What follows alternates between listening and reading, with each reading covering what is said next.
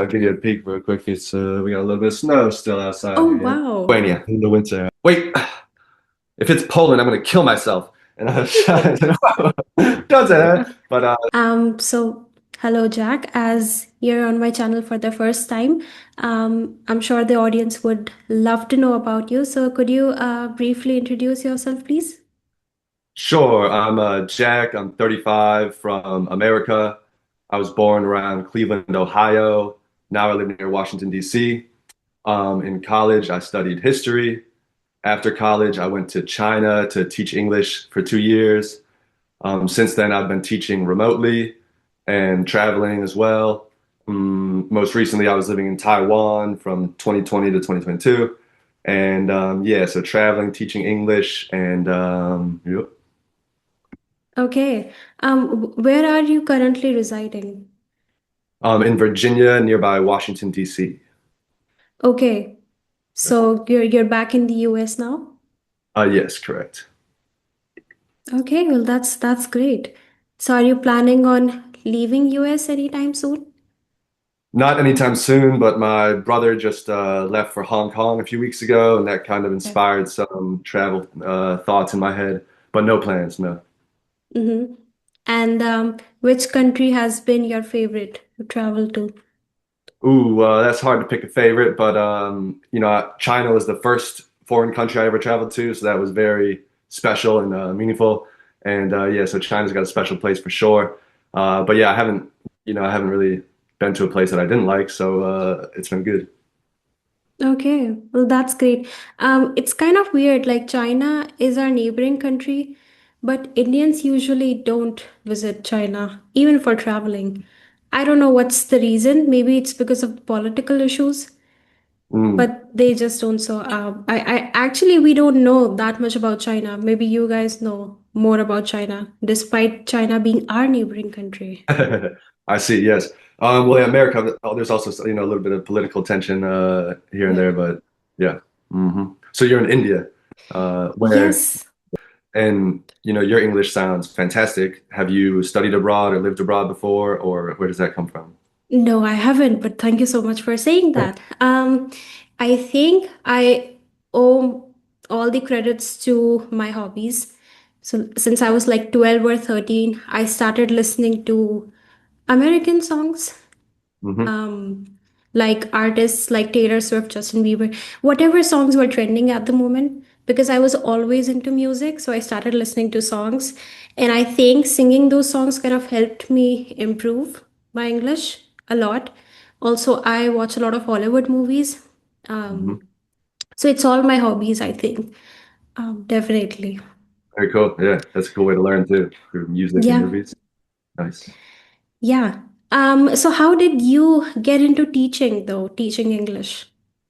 Um, yeah, it was a little random, I guess. So I was graduating with a degree in history and wanted to have some adventure before, I don't know, doing a traditional kind of job. Um, I reached out, I applied to several different things, like in South America as well. But it was a classmate of mine in high school. She had done many things abroad and she was teaching in China. So I reached out to her and she said, "Oh, I can help you get a job at this school. I think you'd love it. Come on." I said, "Okay, sure." And, I didn't think too much about it and got there and it was fantastic, luckily, and I had a great experience. Yeah. So that was how I began teaching. Okay.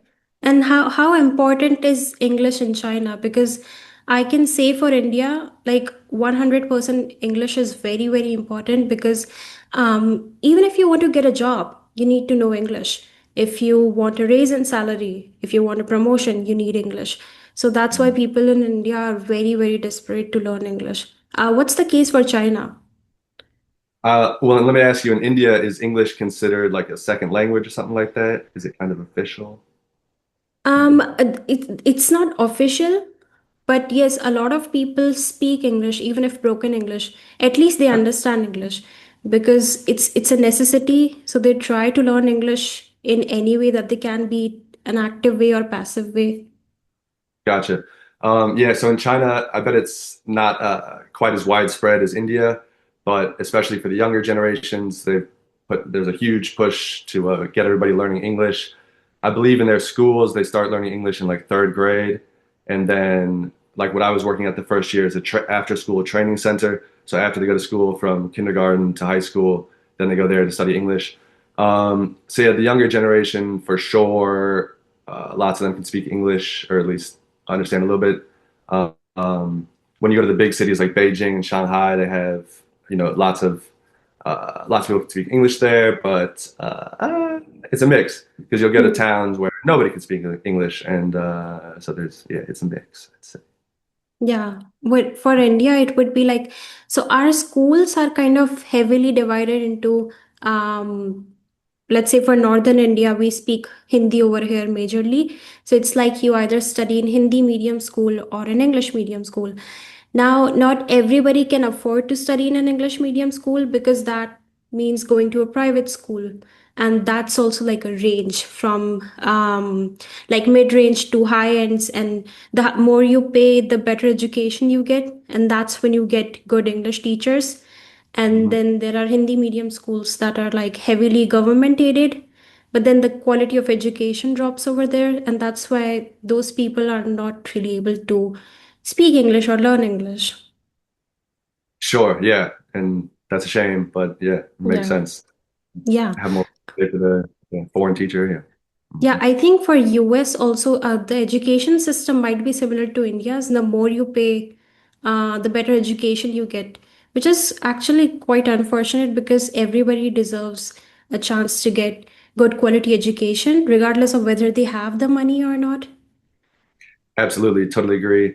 And that's, maybe the benefit of something like your YouTube channel and others, that it's democratized. Anybody can access it if you have the will and the curiosity, the interest. So maybe that's Yeah. a, yeah. Yes, YouTube is, I think, a great platform to learn English, but it can also be very distracting for people. There's some other online resources. I think some of the Ivy League universities put out some free courses or something like that. Yeah, but the internet, lots of resources. For any English learning learner watching, how would you describe your teaching style? Let's see what would I do. Definitely energetic, perhaps engaging, not kind of a slow or one way teaching. Yeah, lots of input and output, conversation, and what else? I don't know. It's flexible, I guess. Whatever the student kind of wants. If you're preparing for an exam, then we'll focus on that and do, practice questions. Or if it's a kid learning how to read, we'll do some children's books. Or if you want to read Harry Potter or something, then we'll go through that and talk about the vocabulary. So yeah, kind of flexible, I suppose. Yeah. Um, I've never read Harry Potter. We had it in our school library, but I just never read it. I haven't even watched the movie. I think I'm one of those rare species that's never yeah, watched Harry Potter.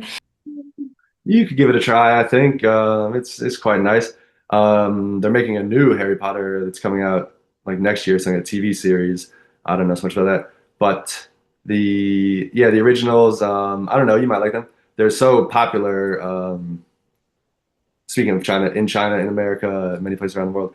But yeah, yeah, I don't know. They're nice. Have a try. You Yeah, have a try. it's actually very popular in India as well. Like, I still remember like whenever I would be watching TV, there would be some part of Harry Potter playing. But then one of my friends said that you have to watch all the parts in sequence, and so I never really watched any movie at all. I see. Well, if you do, they often they'll play them on TV. The Harry Potter movies, they'll play them in the fall or as it's getting cold and the weather's changing. It seems it has a kind of autumn feel to it. Those movies, in my opinion. In your city, do the leaves change color in the fall or not that kind of No, they don't. vibe? We don't really have autumn per se. Hmm. Gotcha. Yeah. In Rajasthan, especially, it's either summers or it's summers. I mean, it's summer all the time. Yeah. But yes, so we have like summers for 8 months or so, and maybe for a month and a half, we will experience monsoon, and the Hmm. rest are winters. So winters are short-lived. I enjoy winters a lot. I'm enjoying winters right now, but I'm not able to enjoy them fully because I know summers are approaching, if that makes sense. Sure. Yeah, absolutely. Definitely. The thing is that Indian education system works like they make sure that you don't really get to do anything as a hobby. Like, it's Yeah. either you become an engineer or you become a doctor. The worst that they accept you as is a lawyer, like nothing below that. So we don't really get a chance to even explore.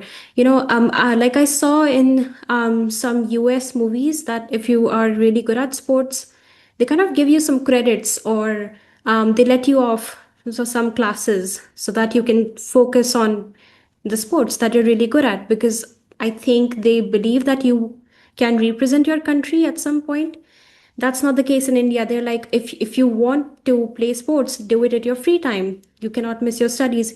And so eventually, the kids, from the pressure from school and the parents, is never really able to pursue his or her dreams. So we just end up studying. And then at the age of 21 or 22, we are like, what now? Like, we never pursued our passion. What is our passion? We don't even know what our passion is. That's how the Mhm. situation is for most people in India. I used to play cricket. I think, do you know what cricket is? I Yeah, don't. yeah, sure. Okay, because in US cricket is not played, so you might not be aware. Right. Yeah, sure, but I've seen, some videos before. It's Yeah. baseball-ish, but it's got the flat bat and Yeah. different rules of it. Yeah. Yeah, we never understood the concept of baseball. I think it seems more difficult than cricket because in cricket the bat is broader. I don't know what Hmm. it's called in baseball. Baseball bat? Yeah, baseball bat. Yeah. Yeah, so it's narrower, so you have to be really precise in hitting the ball. So my dad and I always wonder like how do they even play that? More difficult for sure. Yeah. Yeah, I don't know the stats. Maybe there's a lot more action, a lot more hits in cricket than baseball. Maybe it's yeah, something like that. I've heard that some cricket games will last days. The one game will continue for yeah, several days. Mm. Yes.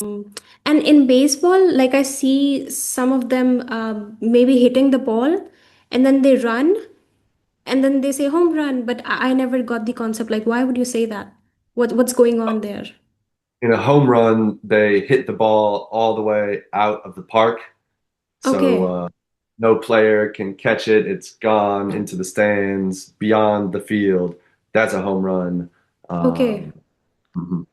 Right, but they are running and they have to reach a certain checkpoint before the opponent team Yeah. gets the ball.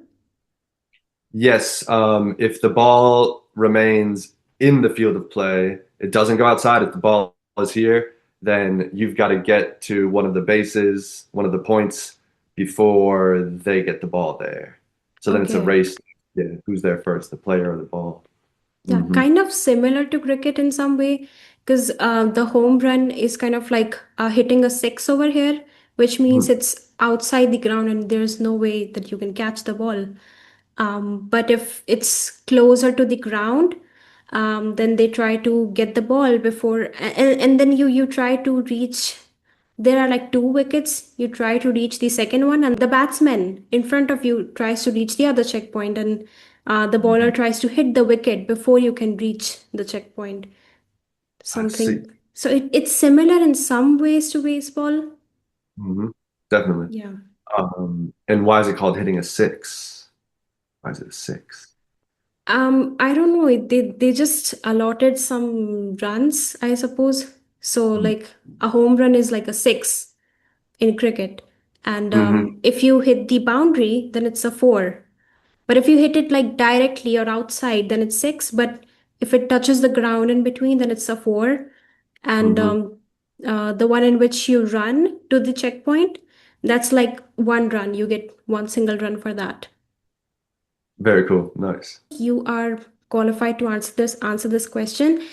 I understand that everybody has their own pace of learning English, which is great. Like if you're learning, then you can learn it at your own pace. But is there any one quality that you have noticed in fast learners that maybe the slow learners lack? Mm.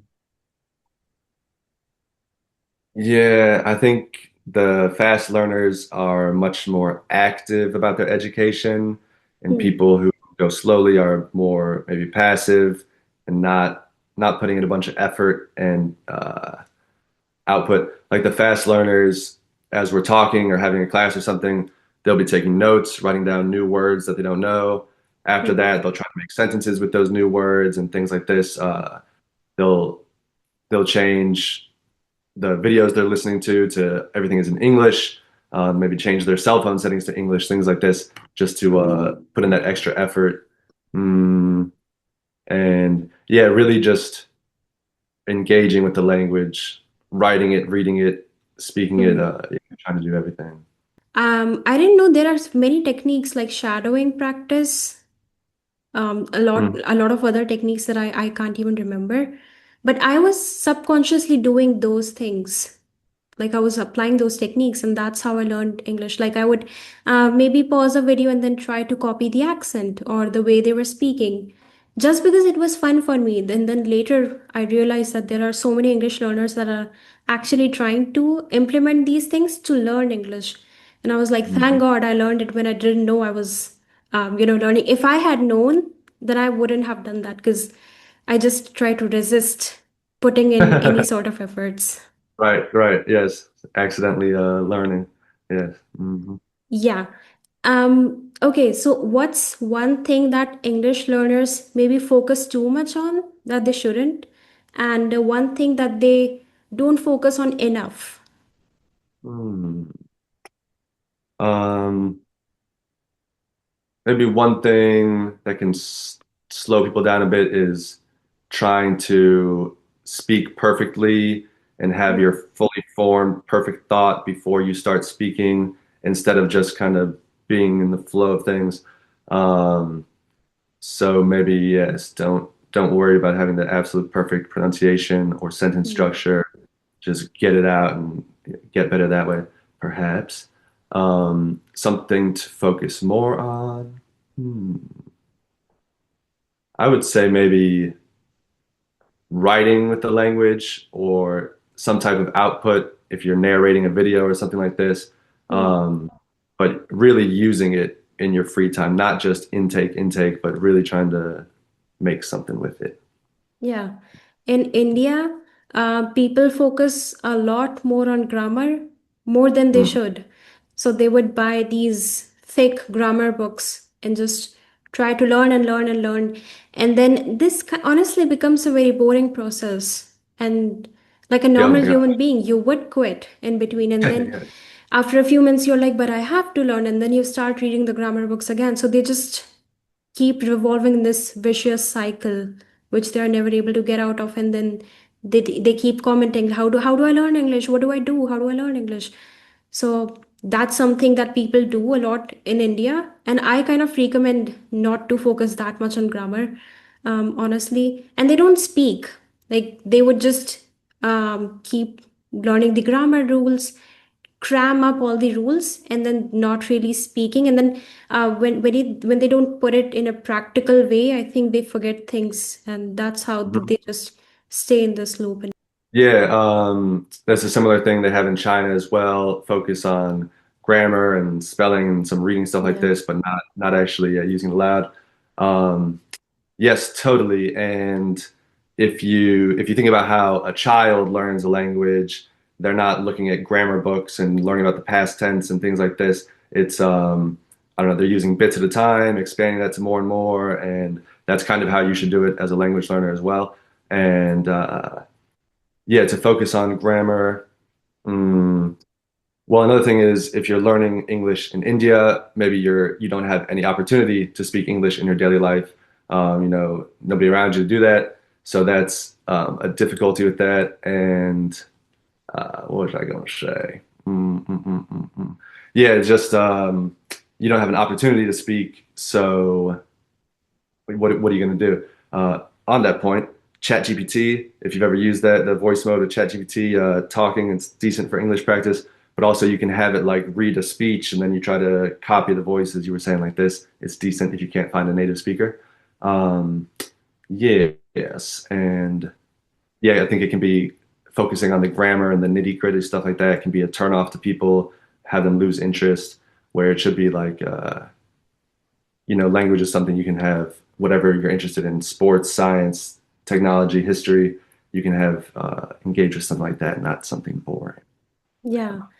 I think the best way to learn a language is to move to that country where people speak that language, but obviously not everybody can do that. So ChatGPT is actually a great way to learn English. My mom is learning this language, and I also recommended ChatGPT to her, so she can just interact with ChatGPT.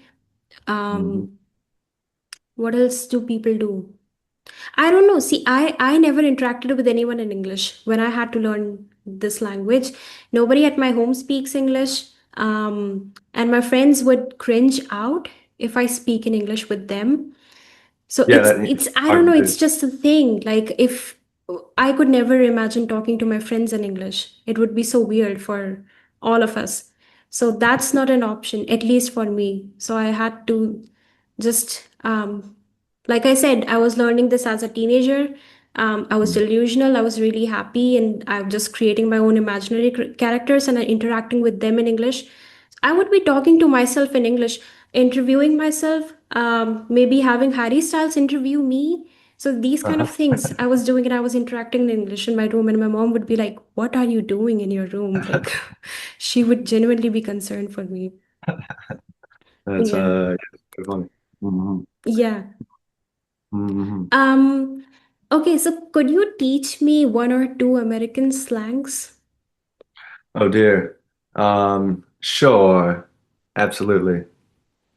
Do you know any American slangs already? Let me think about that. I don't think so. I don't know. No American slang? I don't know. That's hard to think of. What's a good Yeah. slang? I say slang all the time, I suppose. What are you gonna do? Y'all is y'all slang? Maybe not. You US. all? Yeah, Okay. yeah. Y'all. Yeah. Hey, y'all was on the first one I got. No cap. Yeah, I mean, there's like hip Okay, hop these slang. are like are they Gen Z slangs or are Yeah, yeah, they yeah. And I don't say that. I don't know about that. Hang out. You want to hang out? Hang out or something. hmm Sure. For sure. For sure. If you're telling me something and I'm saying, oh, got it. Understand. For sure. Oh, for sure. hmm That's not good slang. Um, how about any Indian slang? You got anything good? I don't think anything would show up. Would you say? Show up? Indian slangs, as in, are you asking me if I could teach? In English, we don't have any slangs that we use often in India. Oh, But no, those are sure. I like, guess in Hindi, I guess I was saying. Chill out. Do you know chill out? no.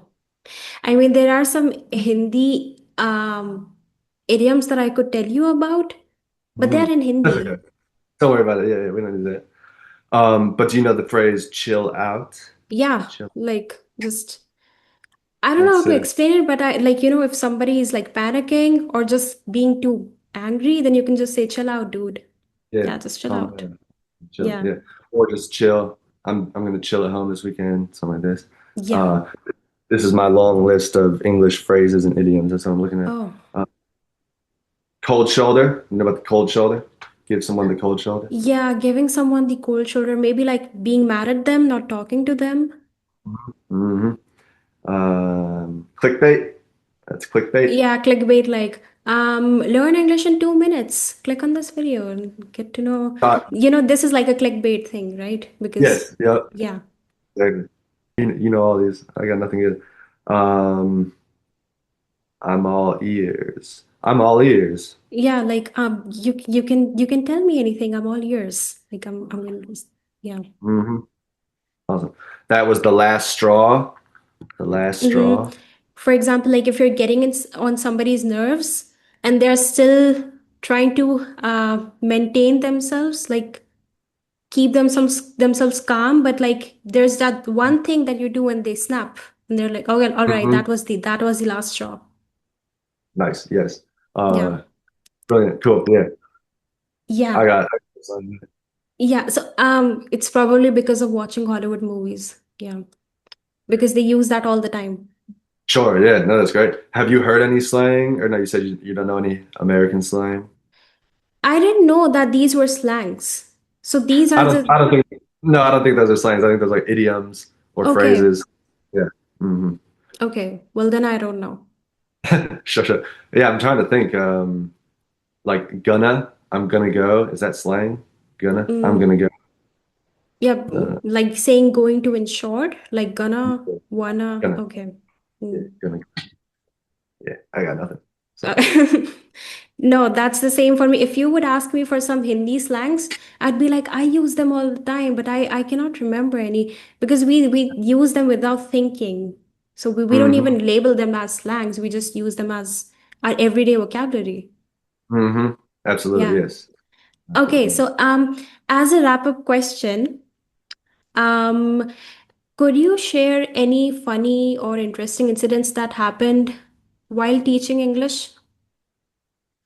Oh, sure. Geez, there's been so many. Hmm, hmm, hmm. Let me see. I sometimes I'll write one down if it's quite Really? fun. So like if you know if something funny comes up during the session, you just write it down. Yes. Oh, yeah. So one, I had a student, and I teach her like remotely. It's all online like this, Yeah. and she's like 8 year old in China, and very, very good at English, very brilliant. And we were doing a guessing game about the nation's flags, flags of Europe. So there are like four different Yeah. flags. You have to guess what's the country, the flag, and it's crazy that she knows like any of those at 8 years old. I didn't know flags, and so she's looking closely, and she goes, "All right, Lithuania." Wait, if it's Poland, I'm going to kill myself. And I was trying to, don't say that. But it just shocked me. I don't know where she learned that, where she heard that, but that was yes, that was a funny one. Mm, Mhm. mm. One kid I had, his name was Mike. We had class together for, I don't know, 6 months, a year. And then one day he said, I said, "Hey, Mike, how are you?" And he said, "I'm not Mike anymore." I said, "Oh, what's your name?" He said, "Call me Rumpelstiltskin." I don't know if you know this fairy tale about Rumpelstiltskin. I said, "Okay, Rumpelstiltskin, whatever." So it is. Um, hmm, Yeah. yes. You have fun in the machine real quick. I've Mhm. never interacted with kids before. I'm sure it must be fun. Yes, they can be yeah, quite Yeah. funny, quite. Hmm. Yeah. And their imagination always surprises you. Hmm. Yeah, very out of the box thinking, Yeah. novel. Hmm. Yeah. Okay, so we are running out of time because I'm on Zoom free. But it was so lovely connecting with you, Jack. Like really, I really enjoyed our conversation. Thank you, me too. This was a lot of fun, and thanks for inviting me to do this. It was really cool. Nice to meet you. Yeah, thank you so much for joining and have a great day. Day, Yeah, I suppose, because your day is just beginning. You're in the US. Yeah. correct. And I'll give you a peek real quick. It's we got a little bit of snow still outside Oh, here. Yeah, wow. in the winter. Yep. So yeah, daytime here. It's the morning. I've got some more classes coming up soon, and Yeah. for you, Yeah. evening time. Yeah, have a good rest of your day. And yeah. Yeah. Thank you so much. Have a great day. Bye bye.